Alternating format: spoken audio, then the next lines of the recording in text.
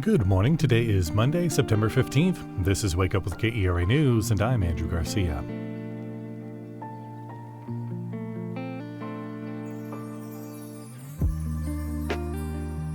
Sunny days are looking like they'll continue for most of this week. We'll have temperatures today reaching in the mid-90s.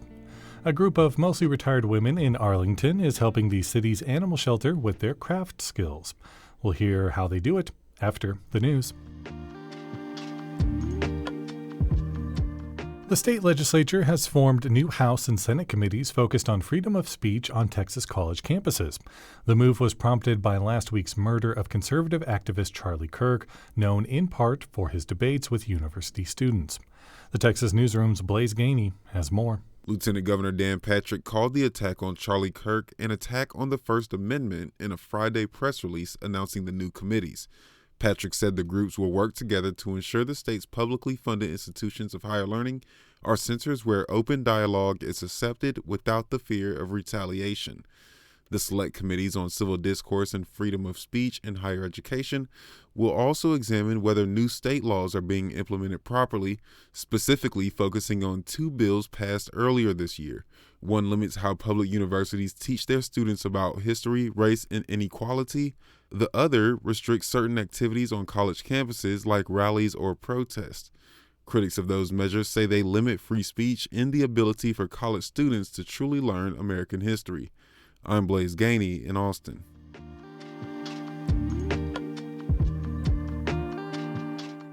Ozone season is not set to end in North Texas until October, but the public can minimize exposure and emissions. Fort Worth Report's Nicole Lopez has more. From March to September so far, the region saw 26 days where ozone exceeded the federal standard of 70 parts per billion. Of those 26 days, the region had 2 days with higher ozone levels. When air quality is poor, the public should limit time outdoors, minimize idling, avoid outdoor physical activity, and carpool. Industrial sites are encouraged to adjust daily routines to reduce smog. For KERA News and the Fort Worth Report, I'm Nicole Lopez.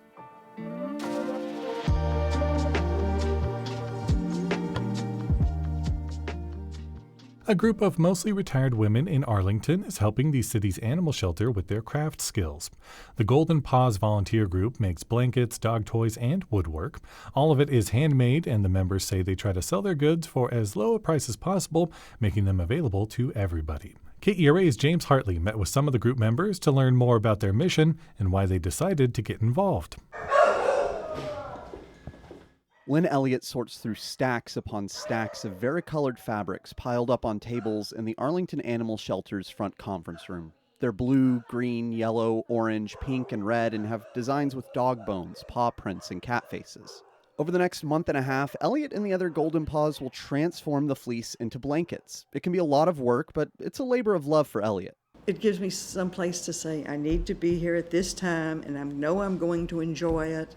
And yes, I know I'm going to have to take home a bunch of blankets and sew, but, that's not too bad either. It gives me something to do while I'm watching the Ranger game. In October, the group will take their creations to 3 craft fairs. The blankets, toys, and woodworking will be sold for a slim profit, then that profit will go directly to the animal shelter. Most of the Golden Paws members start off doing volunteering inside the shelter and then join the group. That's how Judy Retman got involved. She's the group's woodworker, making vibrantly colored things like phone stands and birdhouses. It gives me something to do and keeps me happy and off the streets. After she retired, Retman started walking dogs, cleaning kennels, and lent a hand with dishes and laundry at the shelter. Then the crafter heard about Golden Paws. I get to do the woodwork and I enjoy the woodwork, and if I didn't have a place to show the woodwork and to sell the woodwork, I wouldn't know what to do. Retman said things have gotten busier since she started. She says that's because Golden Paws have made a name for themselves, and people come to their craft fairs looking for their blankets. When Retman first joined, the group ended up with enough free time to help with other shelter needs. We would come and we would fold newspapers. Remember when we folded newspapers for the cat cages? The increase in demand is good because it means the group raises more money. Brittany Clark says the group even gets to pick where that money goes. She's the shelter's administrative coordinator and says this year the money goes to heartworm prevention and treatment. Heartworms is a really big deal in Texas, and I think a lot of people don't either know that when they move into Texas, or they're just not educated on that when they start owning pets, of preventative and all of that, because mosquitoes are bad. Mosquitoes are awful. Elliot, who is the longest serving member of Golden Paws, says it feels good to see the money raised go to something that can help keep animals safe and healthy. She says it sometimes feels like the Golden Paws are local celebrities. She's even been out to run errands and bumped into past buyers who want to talk about how they've used the blankets. But one of her favorite stories came from a friend who bought one for her golden retriever. For a while, he was carrying it around, and with his approval, it had to lay in the middle of her bed. And then he decided to chew on it, so now it's on her front porch for her porch cat. With the recent closure of Joann Fabrics, the group isn't sure where they'll be getting their supplies for the future. Clark, the administrative coordinator, said donating material is a great way to support Golden Paws for folks who aren't able to commit time to the group. Golden Paws uses anti-pill plush fleece fabric, and Clark and Elliot both said they'd appreciate any fabric donations. The Golden Paws will be at 3 craft fairs in October: the Martin High School Craft Fair, the Aging Well Expo, and Wagaween. Anybody who would like to pick up a blanket or one of Retman's wooden creations can find them at those fairs. Blankets are priced from $5 to $35, and woodwork costs $10 or more. For KERA News, I'm James Hartley in Arlington. That was KERA's James Hartley reporting.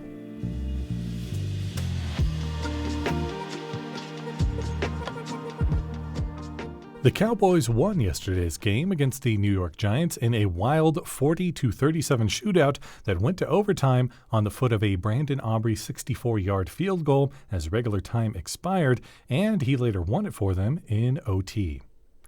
This fall is big for twists on The Wizard of Oz, but it's not Wicked taking the spotlight just yet. It's The Wiz, on stage now at the Music Hall at Fair Park. Enjoy the classic adventure against a score full of jazz, funk, and rock and roll. It's on stage through the 21st. For tickets and some other fun things to do, visit our Go See DFW calendar at kera.org/calendar.